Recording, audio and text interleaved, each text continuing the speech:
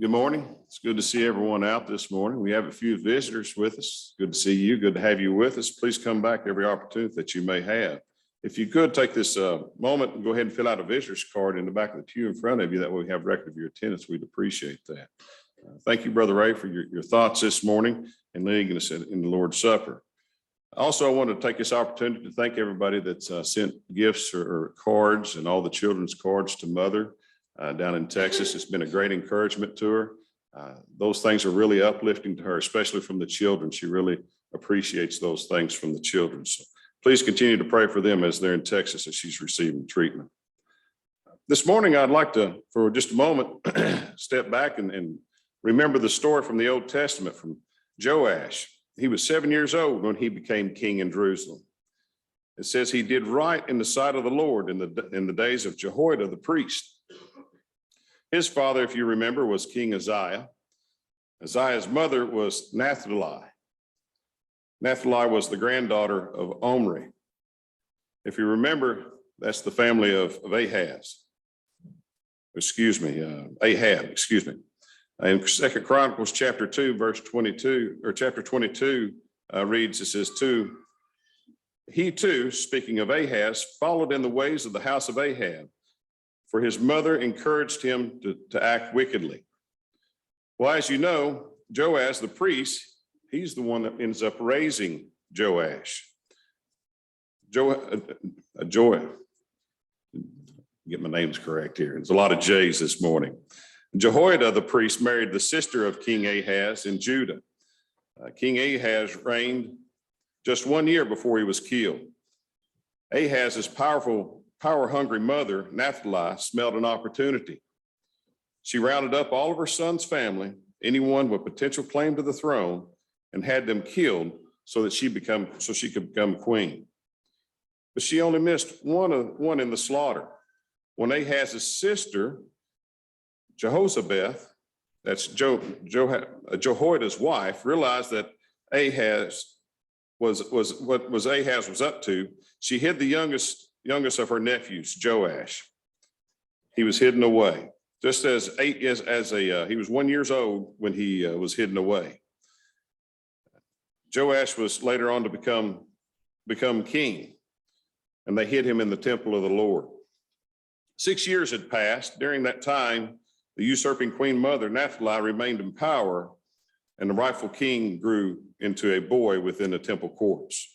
Finally, Jehoiada the priest decided the time had come to make the boy king. He called all the captains of the guard and influential Levites and other leaders of the people to come to Jerusalem. He let them all into the secret room and let them all in on the secret that one of the king's sons still lived, the rightful heir to the throne as descendant of David. The soldiers and the people agreed under the oath to provide protection and support for the king while he was being crowned and anointed in the temple. When the day came, every person in the assembly stood ready to defend the young king. Jehoiada brought Joash out and placed a crown on the boy, anointed him with oil, and gave him the testimony. The people clapped and shouted, "Long live the king," while the trumpets blared. Naphtali, the queen mother and Joash's grandmother, heard the noise from the temple and came over from the palace. When she saw the scene surrounding the boy wearing the crown of a king, she realized what was going on. She screamed out, "Treason," and tore her clothes in grief and fury. Jehoiada commanded the captains of the guard to take the queen Naphtali out of the temple and put her to death, along with anyone who followed her. The guards obeyed, and Naphtali was executed by the horse gate of the palace ground. Serving now as the king's proxy, Jehoiada made a covenant between the king and the people that they would be the Lord's people and no longer worship Baal as the queen mother had allowed. The people stormed and destroyed the temple of Baal and killed the idolatrous chief priest. Joash was just 7 years old. He assumed the throne and reigned as the king over Judah for 40 years. Thanks to his advisor, Jehoiada, Joash was known as one of the good kings in Judah who served the Lord. Together, Joash and Jehoiada oversaw extensive repairs to the Lord's temple that had gone neglected way too long. So that brings the thought of this morning. How deep is your commitment? Christ does demand our total commitment. If you would, look with me over in Matthew chapter 6 for just a moment.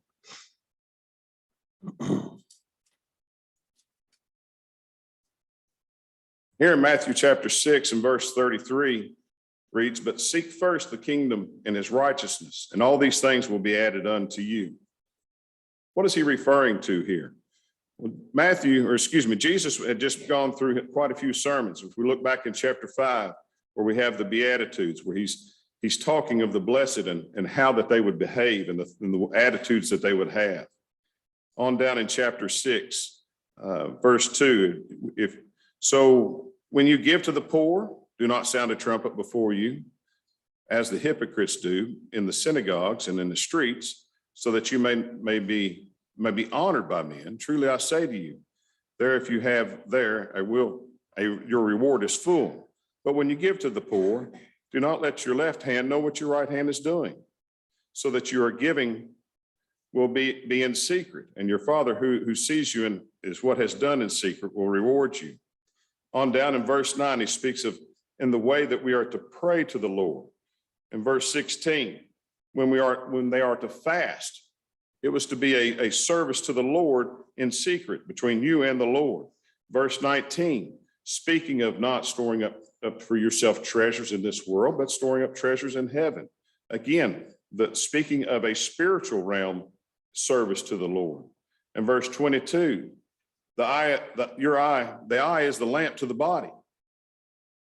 If your eye is clear, your whole body will be full of light. But if your eye is bad, the whole body will be full of darkness. If then the light that is in you is darkness, how great is the darkness? And then we get to verse 24, which I do believe is a huge hinge point to this whole topic here. No one can serve two masters, for either he will hate the one and love the other, or he will be devoted to the one and despise the other. You cannot serve God and wealth. This to me is the major point of our service to the Lord. He expects us to have total dependence upon him. Life from the breath of God. Our life comes from God. Not life as the physical body we have here on earth, but our life as our soul, which leads us to our heavenly end. Holiness is our way. If we're truly seeking the Lord in heaven, our way is going to be holiness in all things that we do. Also, we're seeking the comforts of the kingdom of grace and glory as your intense happiness. How many times do we get distracted from our commitment and we're seeking the happiness of the world when we should be seeking the happiness from the Lord through his grace and glory? We should seek all those things of God first in all things that we do. Let's look over to Matthew chapter 8 for just a moment, starting in verse 18 there. It says here, now when Jesus saw a crowd around him, he gave orders to depart to the other side of the sea. Then the scribes came and said to him, Teacher, I will follow you everywhere you go.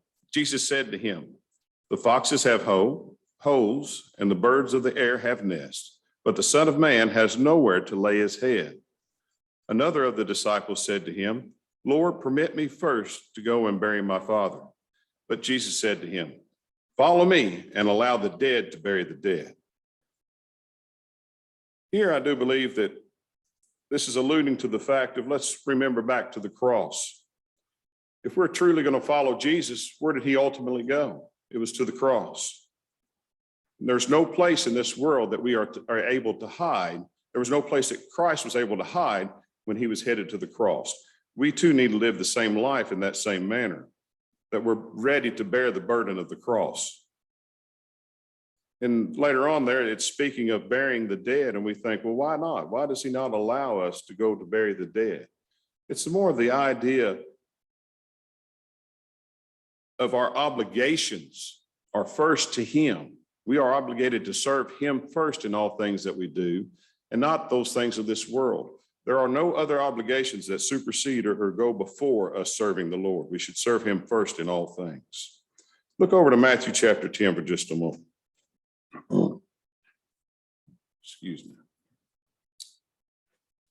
Been taking some allergy pills and dries me out quite a bit. Matthew chapter 10, there in verse 34, it says, "Do not think that I came to bring peace on earth, but I did not come to bring peace, but a sword. For I came to set man against his father, and a daughter against his mother, and a daughter-in-law against his mother-in-law. And a man's enemy will always be the members of his household. He who loves his father or mother more than me is not worthy of me, and he who loves the son or daughter more than me is not worthy of me." Jesus speaking here of bringing a sword of division. This division would be from the world to God, those of this world that are trying to live of the world and not of God. It's not a temporary peace here on earth. This is peace with God that we're seeking, that he's bringing to us. The peace that he brings is our peace with him. In this world, we will always have tribulations. We will always have trouble in this world because that's the nature of this world. But with God, we will have peace with him and everlasting life with him. The sword is the truth. It's not of a physical sword, but of a spiritual sword. The truth that the Lord came and loved us so and died for us upon the cross for us, for that we may have that home with him. Let's for just a moment consider the keys to total commitment. We need to expect that we're always going to have adversity in this life, an adversary in this life. He's always going to be chasing after us and trying to deceive us. Look with me over to 2 Timothy for just a moment, as Paul writes to Timothy here. Chapter 3.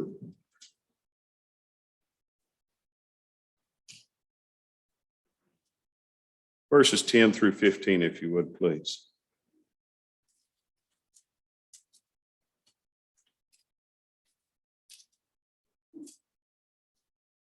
"But now follow my teachings." This is Paul speaking to Timothy's. "But now follow my teachings. Conduct your teaching, conduct, purpose, faith, patience, love, perseverance, persecutions and sufferings such as happened to me at Antioch and Iconium and in Lystra. What persecutions I endured, and out of them all the Lord rescued me. Indeed, all who desire to live godly in Christ Jesus will be persecuted.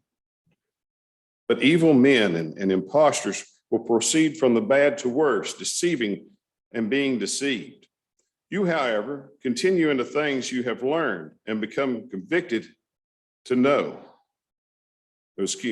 of knowing from whom you have learned them, and that from childhood you have known the sacred writings, which are able to give you the wisdom that leads to salvation through the faith which is in Jesus Christ." Paul tells him here, follow my example. My example, I have been persecuted tremendously. We read time and time again of how many times Paul's been nearly put to death. We see that also in 2 Corinthians chapter 11. But he says, look, this persecution leads to perseverance, where I'm able to stand before the Lord holy and serving him. Look with me over to 1 Peter chapter 4.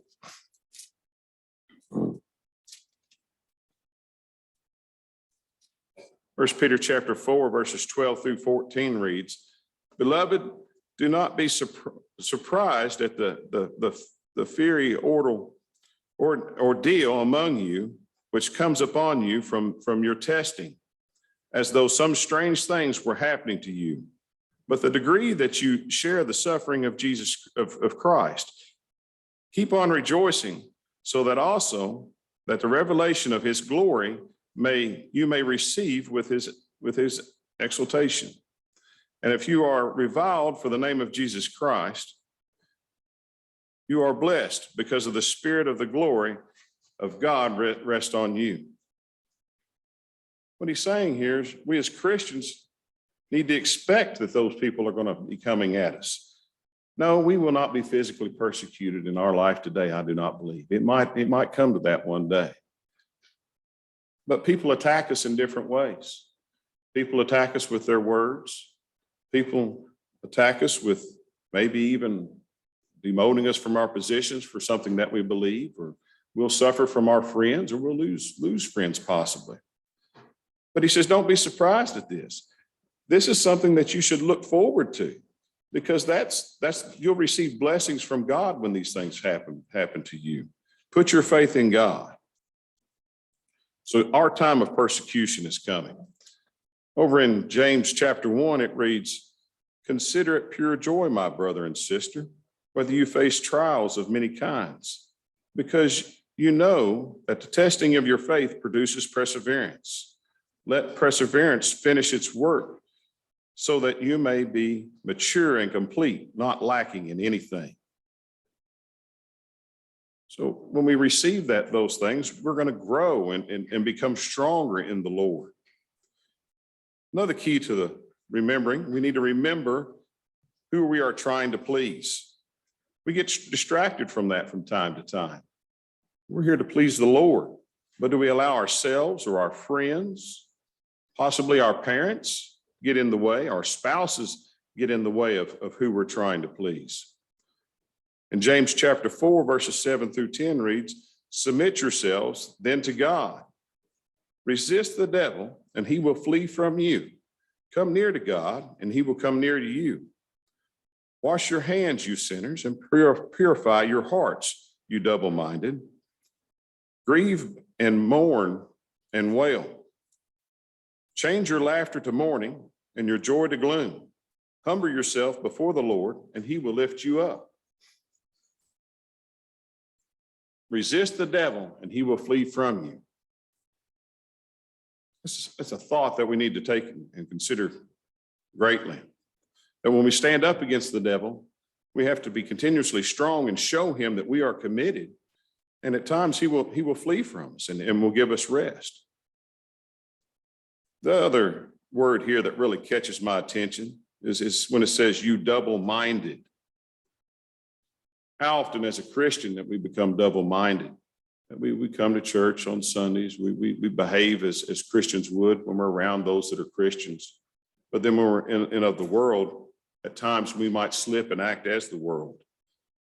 Well, let's remember back to the Lord our God will have no other idols, or we cannot serve two masters. We need to be careful of that, and we need to push that sinful thing or that way of life out of our lives. Another key to our success, we need to be able to die for one another. Christ is our example. Let's go back over to Matthew chapter 10 and finish reading there in chapter 10, verses 38 through 39.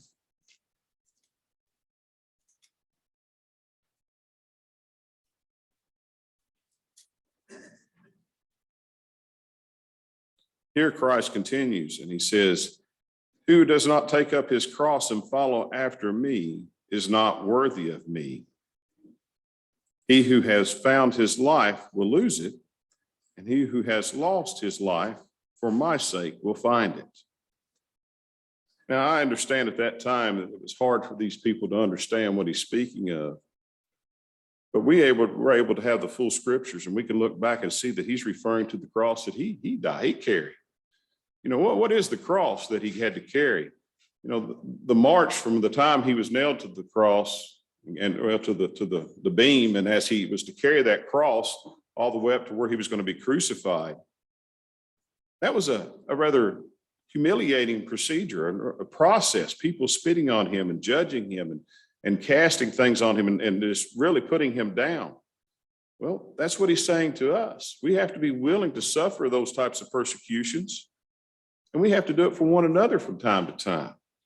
We need to be willing to do it as Christ did. He died for us. Are we willing to do it for our brother or sister? We should be ready to bear one another's burdens. We should choose to die to self and serve God and others. We all remember Galatians 2:20. I have been crucified with Christ. I no longer live, but Christ lives in me. The life I now live in the body, I live by faith in the Son of God, who loved me and gave himself for me. In my Bible, I've got written down, this has purpose. That's my purpose. I live for Christ, no longer living for self, because he gave his life for me. As through my studies, I found somebody that had written, it says, here's a thought. It says, somebody sometimes has to die because the enemy is strong. That's something very serious to consider. Somebody sometime has to die because the enemy is strong. The Lord promises us a home in heaven with him one day. He doesn't promise us rest and peace here on earth. Remember, that peace is in heaven one day. Well, in conclusion, I'd like to go back and finish talking a little bit about Joash there, finish that story. You remember Jehoiada, the priest, he lived an impressive 130 years old. That's quite a few years even at that time. He was 130 years old. And he blessed the kingdom of Judah with his glory, with his godly wisdom and his able direction. He was highly regarded by the people for the service both to the king and Judah and to the house of God. Jehoiada the priest was buried in Jerusalem in the place of kings. Unfortunately, after Jehoiada died, King Joash began listening to the wicked advisors, and Baal and Ashtoreth worship revived in Judah. In 2 Kings chapter 12, verse 2 reads, Joash did what was right in the eyes of the Lord all the years of Jehoiada the priest instructed him. The high places, however, were not removed, and the people continued to offer sacrifices and burn incense there. 2 Chronicles chapter 24, verse 17 reads, after the death of Jehoiada, the officials of Judah came and paid homage to the king, and he listened to them. They abandoned the temple of the Lord and God, their ancestors, and worshiped the Ashtoreth pole and idols. Because of their guilt, God's anger came on Judah and Jerusalem, although the Lord set prophets and the people to bring them back to him, and though they testified against him, they would not listen. And even as far as Jehoiada's son was one of the priests that came to Joash and was prophesying about what the Lord had to say, the way they were living. And they put him to death. They stoned him.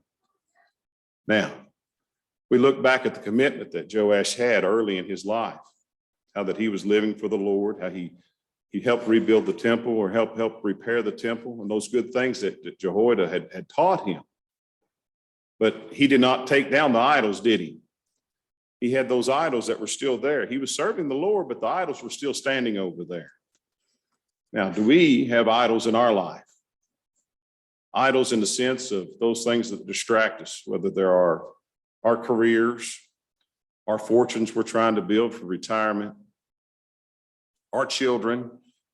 There's different, each one of us lead a different life. Do we have those idols on ourselves that sometimes, not always, but they're there, and they sometimes get in the way of the Lord? Well, I suggest to you that you remove those in a way that they will never get in the way of the Lord. As Joash allowed those things to creep back into his life, and before you knew it, he's drifted way far from God. We need to be careful that as we live our lives. So at this time, I'd like to extend an invitation to anybody that needs encouragement, or anybody that's interested in becoming a child of God and willing to serve the Lord and put him first in their life, and would like to be a Christian. We have water available here for baptism. If there's further study needed, we love to study with you. Please make that known at this time as we come and sing.